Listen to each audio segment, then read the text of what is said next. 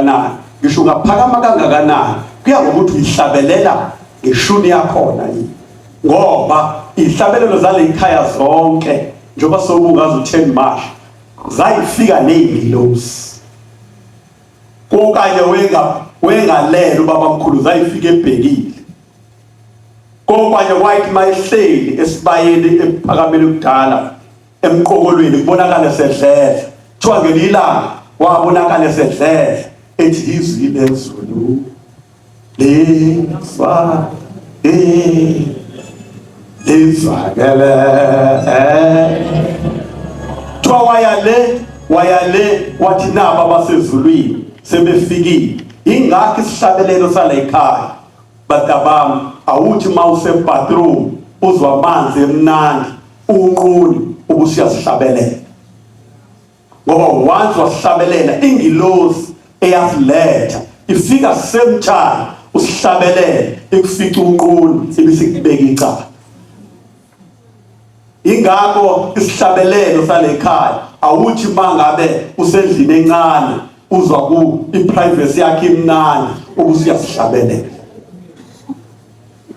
ngoba zayifika nani nezingilosi ingakho ihlabelelo zala ekhaya ilokho ezaqanjwa ngoba esokuqala saculwa abantwana 1910 esesibili saqanjwa 1913 ngincede akuqanjwa ihlabelelo kwaze kwaba u1919 kwathi ngo1920 saseyiqala ihlabelelo zaqanjwa kakhulu zayilethwa izingilosi angibuyeke ngize ku10 March bengingena nje angize ku10 March u10 March kuze sibe no10 March ebandleni lamaNazaretha kufika insizwa yomemo kufika umuntu omhle wayengafani nabantu bonke I'm happy ngilapha eMaritzburg ngoba kuthiwa wayethi mayila enhlanhleni kusabizwa ngeYideni kuthiwa kwakufika belungu bafike bambuke nje bese bebuza kuthiwa khona yini ebenizokusho bathi cha besizombuka kwakukhona futhi lapha kusabizwa ngeYideni laba kushutha khona lamafondo babamkhulu ayeba ukhethe emfundisa ayefakwa ogogo bethu egcwala isifuba waphuma emthathu bambuza wathi kungani uphuma umthathu wathi mina ngingedwa nguyise umnini amandla wonke nguyise indodana futhi mina ngingedwa kumoya oyingcwele waphuma emthathu kuze kube khona u10 March 1910 liqala ibandla lamaNazaretha omunye angayibuza ngabe ibandla lamaNazaretha kwaba yini likhetha u10 March ubaba omkhulu yena owakhetha u10 March lize lilontshwe ngawo ngoba mhlambe ukuzwakala kahle singathi u10 March kwakuyi-official launch yebandla lamaNazaretha kodwa ibandla lamaNazaretha aliqalanga ngo10 March ibandla lamaNazaretha laselibikezelwe yes before 10 March umfazwe nje wabikezela ngelanga ethi ngibona ilanga elikhanyayo ithi leli langa ukukhanya kwalo likhanya libe uyise wamalanga wonke ithi kuleli langa ngibona umuntu ogqoke ingubo ezimhlophe wayebona ushele kodwa 10 March 1910 ingoba eOhlange ngiyabonga hlobo sami ushaya u34 sike sangqumuza ngawo ngufuna ithi kwafika izazi zathi iuphi loyo oyinkosi yabaJuda ithi nawe muzwa sohlanga uyena onjani omncinyane mhla ka10 March 1910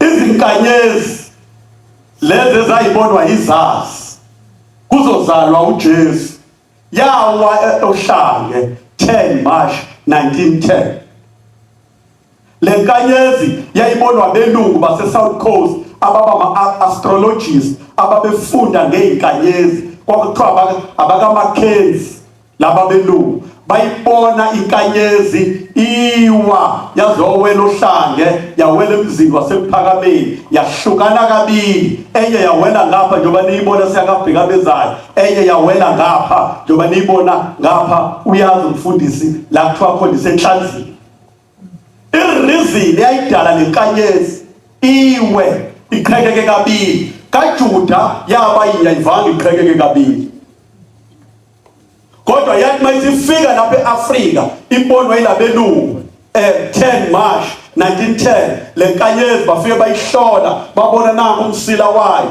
nali ikhanda lawo into eyayidala ihlukane kabili ingoba yayisho ukuthi sifike ekugcineni ngeke isahamba eAfrika ingakho uShembe embhedeshweni wakhe wesabatha ethi umsa wakhe uhlezi phakade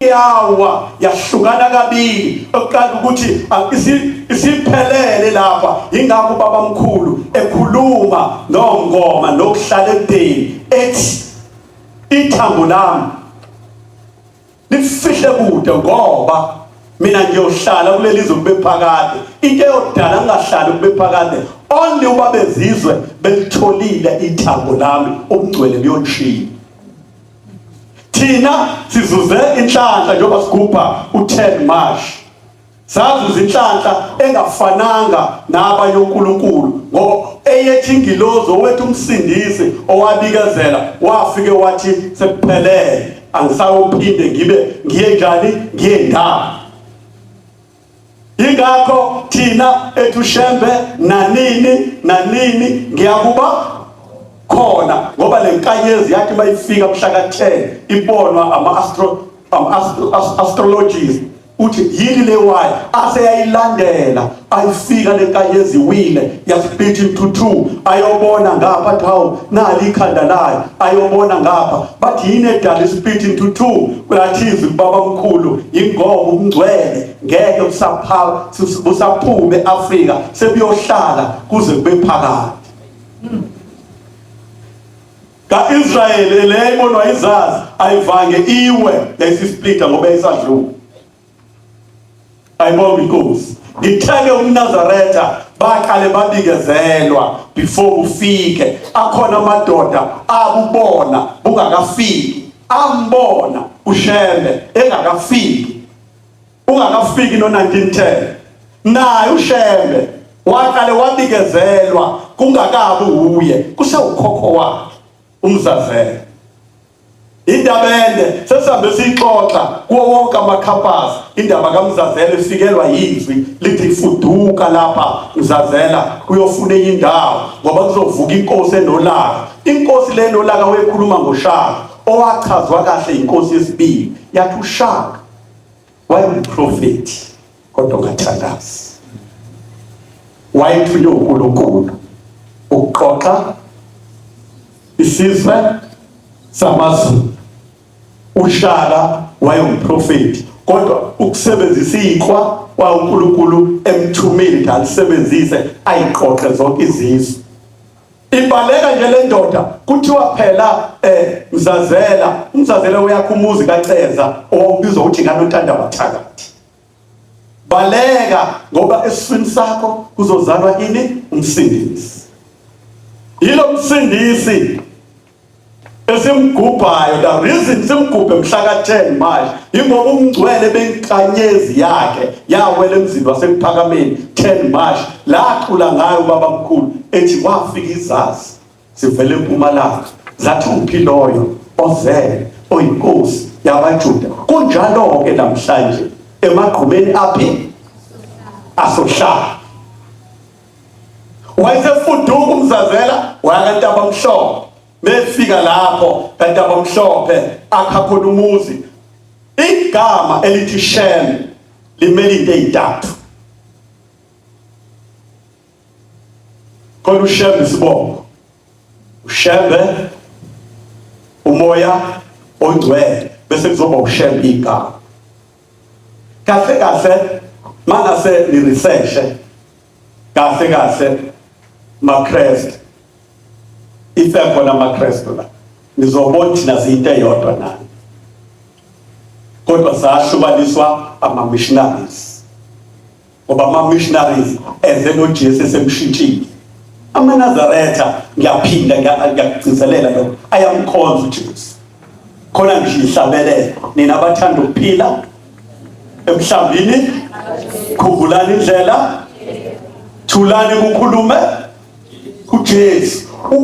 Ubaba mkhulu wamrecognize kakhulu uJesu. Kodwa amaKristu amahle thina sikhonzi lo enimkhonza lapha eSouth Africa. Lo ufike nama-missionaries. Thina sikhonza lo original wakaJuda owashintshwa uKonstantini owashintsha ukuthi angasonti ngeSabatha wathi kuwuJuda ukusonta ngani ngeSabatha. uJesu akaze asonte ngelinye usuku, wasonta ngani ngeSabatha. waze kwabuzwa kwathi uphiliselani ngeSabatha, waphendula wathi uma imbongolo yakho iphonsekile ngosuku lweSabatha ngeke luyikhiphe. Thina sikhonza lo Jesu. Kodwa lo ufike la esehlakaniphile. Afika ama-missionaries aqale ngapha ko-Eastern Cape kakhulu, efuduka eza la afike athi ukuze ube uNkulunkulu shintsha igama lakho lesiZulu ungabe uMzwendoda ube u-Ernest. Into edala uShembe ephambanile, ubaba mkhulu noMafukuzela baba bangani, kodwa yini into ababeyibanga laba bedifa khona. uMafukuzela weyiproduct yama-missionaries and ethwele mandate yama-missionaries. Afika phambane nomngani wakhe ukuthi no, awukwazi ukuthi makufanele ngibhabhadiswe fanele ngishintshe igama lami ngibe lesingisi bese kuyima uNkulunkulu ezongizwa.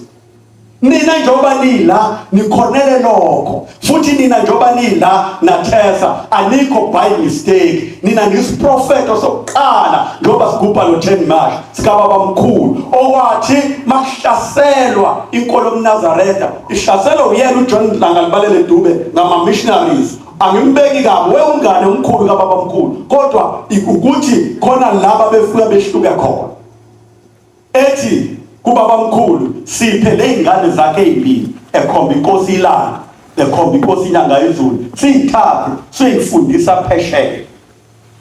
Ubaba mkhulu ngoba wayevele ezulwini wayesekubona ukuthi no, uma ngigedela lezingane ziyofunda phesheya le nkolo engithunywe yona le ngilozi ufike yasplitha kabili yathi ngeke uMnazaretha usaphele eAfrika, kusho ukuthi mina ngiphikisana naye lo Jehova ongibizile. Bantu bami ningabi nefear ukubiza uShembe uNkulunkulu. Ngikusho proudly ngoba izwe labiza uShembe lathi mina nginguJehova. Izwe labiza uShembe kaNontanda Bathakala lathini mina nguJehova. uShembe akayona indodana, ikhona indodana yaba indodana kaNkulunkulu, kodwa izwe lambiza. Yingakho ehlabelelweni zethu kwi-hymn book yamaNazaretha igama elithi uJehova livela kaningi. Nasembhedeshweni waze wabhala wathi akekho ubaba owasidalayo, akekho umame owasizelisayo, nguJehova kuphela. Yile lizwe elambiza enesame Jehova lo amlindise entabeni endala ethi yohlangana naye entabeni endala. Ngizoshaya ihloko ngoba lamhlanje khona ibrother yami umfundisi, amen, yena uzofika nje eseshayela konke la same voice mangisapota ukuthi uShembe uNkulunkulu.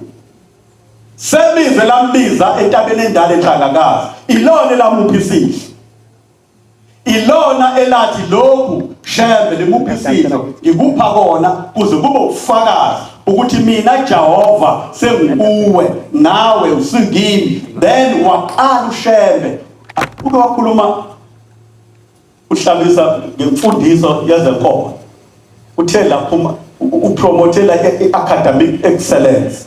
Mina ke ngizopromote inkolo, I'm here for inkolo. Uthe phumani ne-academic excellence, ngifuna niphume nenkolo. niyazwa bantu abami. Same voice lithi ke kuye lokho kusho ukuthi mina senguwe shepherd, nawe usukile. Uthi ubaba mkhulu esimcelebrate-ayo namhlanje 10 March, lathi mayeqeda ukudla lesidlo wabona umhlaba wonke sendaweni eyodwa. Indodana ingakwenza lokho? Angithi uNkulunkulu owenza lokho. Waba seyindaweni eziningi ngesikhathi esisodwa, waba omnipresent uShembe. Ingakho thina maNazaretha uthi uShembe ese-foundation simbize emathempeleni afike abe khona. Ngingahambela ithempele nala umzala wami ngaseKhenani kuzoyiwe eKhenani, wafika wangixoxela umvangeli uNgidi ukuthi bathi belungisa umuzi waseKhenani bayibona ngamehlo inyanga yezulu, hayibona umuntu oyedwa, abantu bonke bahalalisa. Only because uNkulunkulu wafika lapha owasplitha lengilozi lenkanyezi, waba omnipresent, waba seyindaweni eziningi ngesikhathi esisodwa. If I can quote, uthi udadewabo kaRaza ukube ubukhona ngabe umfowethu akafana. That means indodana, get me clear, uJesu wayethunywe ezulwini. Niyangezi uJesu wayethunywe kodwa kwi-Trinity, God Father, God Son, God Holy Spirit, thina singena la ku-God Holy Spirit. Uthi ukube ubukhona ngabe umfowethu akafana, just because uJesu wayefika nomoya oyingcwele siqu sakhe afike yena sindise. Kodwa uShembe ngoba umoya oyingcwele ngisho engekho kungawa nangu sihlalo kaNathesa manje sithi ha uShembe enyazi lwezulu sicela umsindisi umfundisi abusisa amanzi aphile ngegama lonyazi lise foundation. Akuyodinga unyazi lisuke foundation lize lapha eMarksburg. Amen. Lethola distinction phakathi kaShembe noJesu. uShembe yilo moya uthi ngakwazi ukufunda ulimi lwayo yonke into, olweyilwane, olotshani, olwamanje, ngoba esengelwe yini yilo moya oyingcwele. Ngenze isibonelo ngise-Howard ukuthi fundisi yamazi uMadliwa Yingwenya. Niyamazi ngoba ngambona mina wena amanxeba la egida, sambona nanayo ibrazo yabo ubaba umfundisi. Ngambona mina uMadliwa Yingwenya wakandunakazi. Wabanjwa yingwenya eCubu eGibisini. Uqala ubaba mkhulu ukhuluma nondunakazi uthi indunakazi yakhe iqhugwana eliyoba yimi, okuthi uma uba nenkinga ukhulume nalo ezifu ukhuluma nami. Bese ungenzela umsebenzi owodwa njalo ngeSabatha ungifundela incwadi. Ngoba kwakusaphejwa ini uMnazaretha. Chabani bufikile uMnazaretha izizwe ziyosila. Wakwenza lokhu undunakazi. Uthe seSabatheni undunakazi wezwa kuthiwa ingane yakhe isibanjwe ingwenya lapha phansi. Ubaba mkhulu usekuphakameni noNgoma. Ubaba mkhulu utshela uNgoma esekuphakameni. Buka ke distance eGibisini nasekuphakameni. Wakukhuluma noNgoma. Uthi Ngoma, habuye lapha eqhubwaneni. Nangu undunakazi enkulumo. Uthi uNgoma ukhuluma uthi hawu nangu undunakazi ngiyamuzwa. uShembe omnipresent okhona ukhona ey'ndaweni zonke ngesikhathi esisodwa, uzwakala ey'ndaweni zonke. Nani lapha eduty nizomane nimbizanise. Uma undunakazi ingwenya imshonisa phansi, ishona naye phansi, ubona umuzi wasekuphakameni, ubona ubaba mkhulu phakathi esibeni ekhuluma nengwenya. Ngaphiwa ukuzwa lonke ulimi, olweyilwane, olweyinyoni, ngidla lesisihle. Ethi qaqa lawo mazinyo ungamushi lo. Qaqa lawo mazinyo wengwenya ungamushi. Wakwazi uba ubaba mkhulu ukukhuluma lengwenya. Akati lo moya ngoba munye uthe noma sekuyinkosi ilanga lapha emanzi imtoti kucwila ingane mfundisi. Enye exam kucwila ingane. Uma uma kusalindwa ama-life saving alicwilile lapha bekhona inkosi ithi ingane mangabe esebonakala isiziba sinyakaza iphumela phandle ibuzakala ithi usurvive kanjani emanzini ithi uqhamuke uthisha omkhulu uthisha omkhulu wakhe ngalesikhathi kwakula Phuma Scott uthi number 2 uthi uprofessor uNgcobo ekhuluma emzini wasePhakameni kutshalwa lona ilanga uthi mina ngangiserva phansi kwakhe ulanga Phuma Scott headmaster nguthisha uthi ngesikhathi kuphonseka ingane ngangikhona uthi zathuthuleka sonke staff room siyombikela ukuthi thisha omkhulu naye ingane siyiphonsekile uthi wathula nje wangasiphenduli uthi wathi amfice bar uthi saze saphuma one by one sathi awu lo muntu unenhliziyo embi kangaka uthi mayisiphumile ingane sebeyinikeza usizo lokuqala beyiphampa amanzi isikhuluma ukuthi bihleli nothisha omkhulu uthi sabuyela kuye sicabanga ukuthi uzoyijabulela le ndaba ukuthi naye ingane ithi ifice yena phansi kwamanzi isindiso yena uthi ufokilwe uthisha omkhulu wakhanyisa ngempahla wathi amanzi angiwadonsa ngomlomo ngivala amakhala ngoba zomkhici wakushinga lo mlungu mawuya kuma-accounts alapha eThekwini you'll found that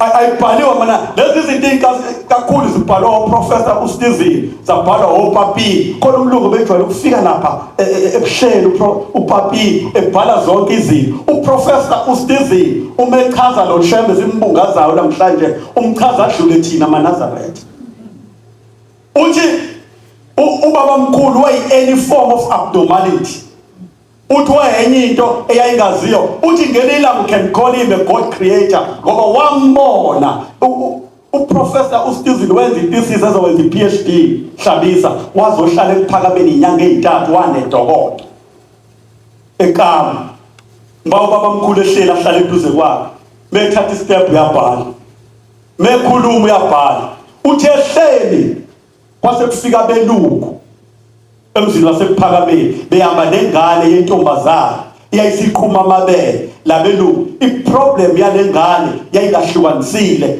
ukuthi iyintombazane noma umfana kodwa ibonakala inamabele labelungu bezwa ngathi uShembe uzobasiza bebevakashile leThekwini bebika inkinga yakhe uthi umlungu hayi ukhona indoda lapho hlanga eyahlehlisa ulwathi mangase ni vele kubuzwa sePhakameni wakwaba itourism side mase niyithathe lengane niye nayo kuleya ndoda mhlawumbe yomsindisi ufika ukhona uprofessor uStizini labelungu ingakho ethi ngelilanga wawungambiza ngoNkulunkulu umdasi uthi ngelilanga umbize ngoNkulunkulu ingilosi mayefika labelungu befika emzini wasePhakameni nalengane bafike bayibika uyabhala uprofessor uStizini uyabhala ukuthi lengane isinamabele kodwa ayikhombisi umfana noma intombazana wayesethi ubaba mkhulu ithatheni lengane nise lapha kombila ithutha nomthunga bavulule bayifake phakathi kwabo igide na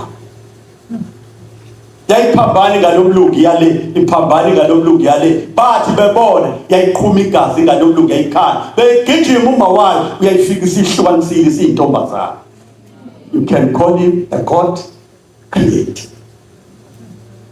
lo nkulunkulu afananga nabanye unkulunkulu ngoba ngisho ingilosi ngisho izwe lambiza langena kuye lathi wena usukimi nami sengikuwe uthi ke mase simtshela uthisha omkhulu ukuthi nayi ingane ithi ikhishwe wena uthi waphendula nje ngezwe lodwa wathi awu njoba nina benibikela mina ukuthi ingane iphonsekele eDabini benifuna iphinde ikhishwe ubani uphase qhubeka ebhala uma efika ubaba omkhulu senzohlala phansi shambe nginikela abantwana inkosi ayisho lutho nisiprofeto njoba nila abantu ababo ibiza ibandla ningahluleka yini ukufundisa lezi zingane ibandla alisho lutho vele ninikele iminikelo lishaye utiki uthi ubaba mkhulu ayi John Dube yabona ke ibandla liyanqaba nalezi zingane wenqaba nathi wenqaba nani lokho niyikho la eMavasithi sihlalo Ndosi ubaba mkhulu wakhuluma ngakho wathi fundisani ingane zenu ezabafana nezamantombazana zifunde igogode wathi ngoba kuzisikhathi izwe, noma phela lokho kubukeka ngathi kupolitical, kodwa ubaba mkhulu vese sometimes wangambiza ngepolitician, umbize ngeactivities, wangambiza ngayo yonke ngoba kunamacula angabhalwanga abhenishwe. Indaba abamkhulu badlululanisaba, thola abantu bahlanganele benzana. Ngelilanga inkosi ilanga ibizwe City Hall, abelungu abamhlophe nabamnyama kwathiwa kuyothandazelwa ukuthula eSouth Africa. Isithi baba omncane isho inkosi inyanga yezulu ngiphelezele, yayikhuluma ngayo inyanga yezulu leyo. Ithi wathi mesezongena eminyangweni wase City Hall uthi ngangifama ukuhamba phambi kwakhe, wayesethi baba omncane, uthi ngathi inkosi, yayibiza kanjalo, ngangithi inkosi, ngathi inkosi yathi awungidedele ngihambe phambili. Uthi ngase ngibuza uthi hawo ngani inkosi, yathi hayi ngifuna ukubabheka. Uyiyaba ngana inyanga yezulu, yathi ha, ngathi ha, kanti uyawazi la mehlo akhe. Uma ngena la ubaba inkosi ilanga ihamba nenkosi inyanga yezulu, basukuma belungu bama ngenyama. Weza ushembe waze wahlala laqhubeka iprogram. Uma sekufanele kunikezwe ithuba, sekuthiwa sesizondikeza ushembe ithuba ukuthi naye akhulume, washaya political statement ulanga phuma sport. Wathi mina owami umthandazo uzohluka kunaloyo. Wathi njoba nina melithi uJesu akasindise lelizwe, uJesu akaqede ububha, uJesu alethe ukuthula, uthi owami umthandazo uthi uJesu akazalwe lapha eAfrika, ngoba uJesu mangayena waseAfrika ngeke asize ngalutho. Kwakhona belungu uthi ngoba abelungu bafika sakhe izindlu zotshani, sivala ngonobhaduli, bafika nabazonobhaduli. Qala kwavele kuthathwe nje izinto ezimbili, kwakhiwa nje iqhuba lekuthatha izinto ezimbili ziphaylaniswe unobhaduli. Makuphaylaniwe nje ngisho odlula uyabona kuvaliwe lapha, there's no need ukuthi uzungene ngendlela abantu baqale babe discipline ngayo. Kwakusicapha leso. Uthi basifika abelungu sakhe izindlu zotshani sivala ngonobhaduli. Uthi abelungu basifundisa izindlu zesitili, basifundisa izindlu zokhela, basifundisa izicapha. Ithi baze basinikeze okhiye kushula ngaphuma sport ukuthi lezi zindlu siyinkiyi. Ithi kodwa futhi bona abelungu baphinde bahamasaha ukuthi labo okhiye basaheke basisiza nganiki. Uma into ingeyonezwe la kayikusiza, uNkulunkulu ngena political statement eyisho leyo nto kubelungu. Ushembe lo engaye batabami wabhekana nobadlululo kune ngesikhathi ubaba mkhulu efika kwathiwa akwazi ushembe umuntu omnyama abe nemizi emngaka. Kuthiwa impidliza shembe lemizi, athi yena kulungile impidlizeni lemizi kodwa nibhali kwakusendaweni ethile. Makwakusegimbisile nibhali ngezisibonelo, uthi ngoba emva kwami kuzintanga yenu nithanda ningathanda uyofika ivuse ini lemizi. Bemxosha ngabe Free State, wathi kulungile noma ningangixosha kodwa mina ngiyolandelwa amakhosi. Wathi mina ngiyolandela ababusibezo. Wathi mina ngiyolandelwa zimandla. Wathi mina ngiyolandelwa odokotela. Wathi mina ngiyolandelwa othisha. Akunjalo namhlanje. Akithi kunjalo badaba. That's why sigubha lo 10 March wengilosi noma wenkanyeze yafika, kwafika izazi yasplita kabili, kwase kuba khona lo 10 March. Lelizwi lahamba naye esendleleni kwafika uThesalonika mfundisi elele ezothatha indlela ezala, kwafika indoda egqoke ingubo emhlophe ingabonakali inyawo, zingabonakali nezandla. Le ndoda inentshebende yafika yathi mina nguThesalonika, ngingilozi yasemapondweni, yakhuluma ngani ngesipondo kuyena. Yathi besibanga nengilozi yakaZulu, ithi mina ngifike kuqala. Ithi nami ngikuhlangabezile. Kwaba wababikezeli lapho ngoba ifika ulele uzoya esiteshini athathe isitimela azokwehla emsizini. Njoba uNkulunkulu wethu elapha efoundation egubha no 10 March, uyikhumbule inyathelo kokuqala emampondweni, ngoba unyawo lokuqala la ubhombela inyathela khona emampondweni kwaba yise foundation. Uyikhumbule kuqala unyathela ngobani? Unyathela ngomkhulu kaMshumayeli uMpofane owayedikoni echurch. Esekuzwakele sefikile ubabamkhulu ohlange uMpofane uNosizo wakhuluma nonkosikazi wakhe uManhlebo. Manhlebo, kungebe ilula nami ngiye kulo muntu. Uthi how? Nkosikazi uzoya kulo mhungulu. Webizwa kanjalo babamkhulu badababa. Kwathiwa umhungulu. Udukisa ini abantu. Lapha ndohlange wakwabamba icala ethi ama missionaries siphi certificate sokushumayela. Wathandaza njalo ekumene nonkinga bize lo Jehova owayembizile. Wathandaza wathi Nkosi qhamuka izinto ezokwenza labantu bangiphendule. Kwase kuqhamuka ingane eyayikhubazekile. Wathi ngezitifiketi ze thandazelani lengane iphile. Bathandaza yangaphila. Wakhuluma ulimi olungaziwa, wayikhomba ngomuntu kwaqhuma imsipha yaphila. Nopofana wayedikoni echurch, umkhulu kaMshumayeli uMpofane owagcina sewumfundisi kababamkhulu. Umefika lapha eKuphakameni, usuwakhiwa umuzi waseKuphakameni, ngoba umuzi waseKuphakameni wakhiwe ngo-1914. Indawo uyithola ubabamkhulu useHomisi, la kufika khona uGwacela. Uthi umuntu kaNkulunkulu ngiyakubona, uhamba uphamba uhlala, kodwa ukho la uzinze khona. Ikhona indawo ebese ngiyithengile ohlanga, mhlambe wena siyofika uqedele khona. Nathi ukuze siye entabeni saqale sacelelwa uye noShembe eNazaretha, ngoba kwakubizwe yena yedwa. Wathi bekhuluma noNkulunkulu ethi nalabo bantu ngiyabacelela ukuthi abeze kule ntaba. Uthi uNkulunkulu kuyofanele indoda nenkosikazi nombaloza kule ntaba aphathe inqama. Uthi yena hawu Nkosi kuyohamba inqama ibisi. Okungenani ngicela ukubacelela baphathe imbali. Uyayibona imbali iphathe iKenani bale kanjani?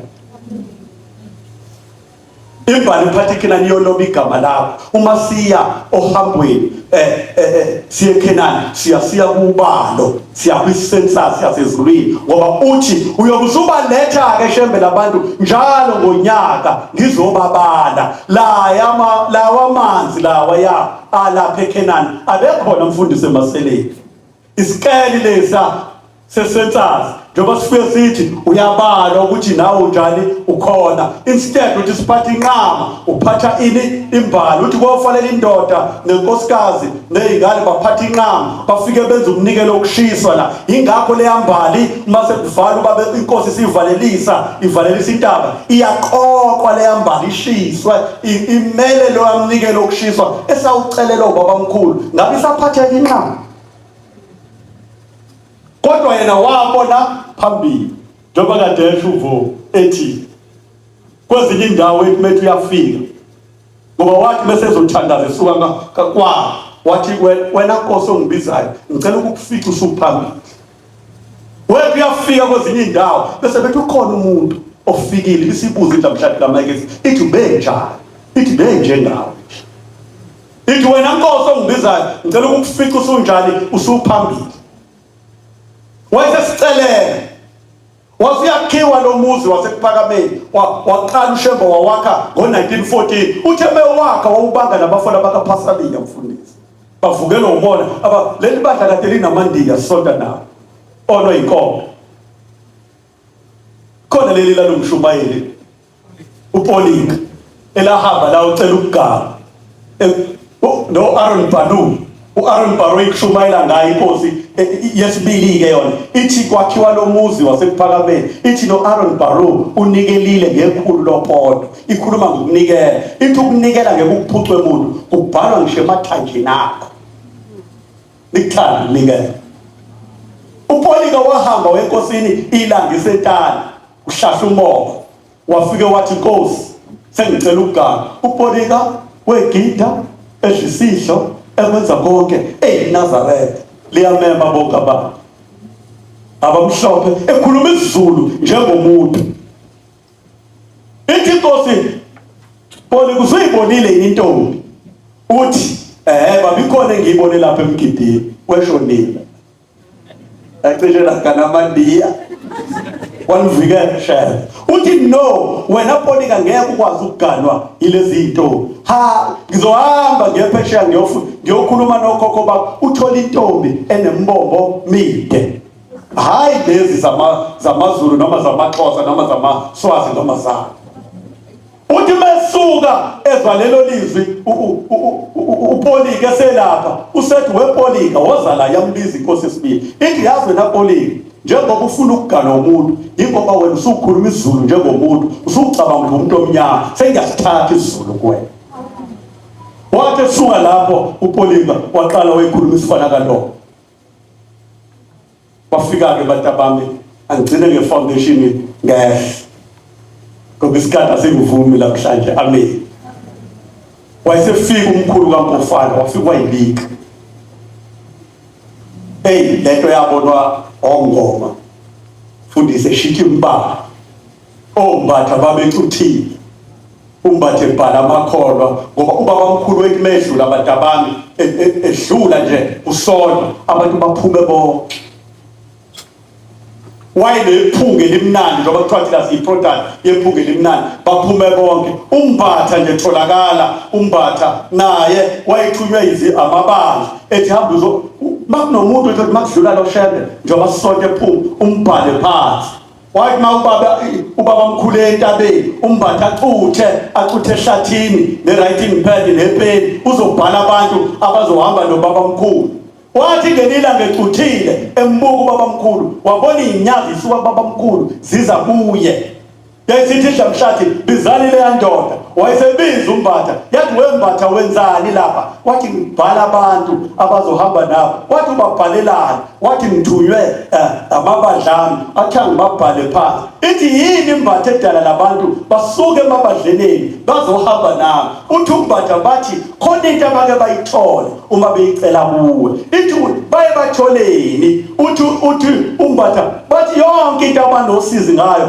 wena Shembe uthi uma beyicela ubenzele uthi ubaba mkhulu wena mbatha unalo yini usizi uthi nginalo nganginazi ingane ithi mbatha yeke iphepha cela ingane nawe cela ukucelayo yeke iphepha wabonakala umbatha semjoyile kwathi umbatha usesidayisile watholakala umbatha batholakala uPetros Mnqayi batholakala omngomo abafundisi abadala oDengcobo uDengcobo wayishumayezela yena esibayeni seyinkomo ngale emona hlakutholakala ikhongomane so kuye sikhulume yinde leyo wayishumayezela yena uDengcobo naye wayidikoni wafika unkosikazi wakhe uMaluthuli engekho esebenze eGoli wathi le ndoda ngiyithumile ngayisa esitolo esithile ngathi khona isigqoko efanele yongithengela sona wathi lesi sigqoko sikhona la ekhaya nkosikazi singaphansi kwamapusman ithi le nkosikazi lo muntu wazi ngani isigqoko esingaphansi kwamapusman la ekhaya usazi ngani uthi lesi sigqoko esami ithi le nkosikazi kodwa baba umuntu kaNkulunkulu ngeke ngikwazi ukukunika lesigqoko ngoba akekho umyeni wami useGoli ithi kulungile ngocela umbhalele incwadi umtshele ukuthi ngicela buye angithi kwangekho amafoni uyabuza unkosikazi uMaluthuli uthi umuntu kaNkulunkulu uma sefikile ubaba wena uyobona ngani ithi mina ngiyomuzwe esuka nje Nkosi ngaphiwa ukuzwa lokho ngaphiwa ukuba seyindaweni eyiningi ngesikhathi ngaphi ukuzwa ngisho imcabango akade uMakhathini la eMgababa utshela yena uthi Makhathini hamba nali ihashe lami liyakhuluma hamba ulibheke Makhathini kahle lithini ufike uyabuza uMakhathini waseNewspaper khuluma hashe uthi wayenenkani uyamazi umfundisi ngalibona mina lelo khehle laliqhama libhekise phezulu uMakhathini waseNewspaper owahamba nobaba mkhulu owakwadimanda umhlangano umfundisi enkosini uThixo wayenkosini uThixo umhlangano nasawutholi wafika wathi ngani yami ngeke kulunge mntanami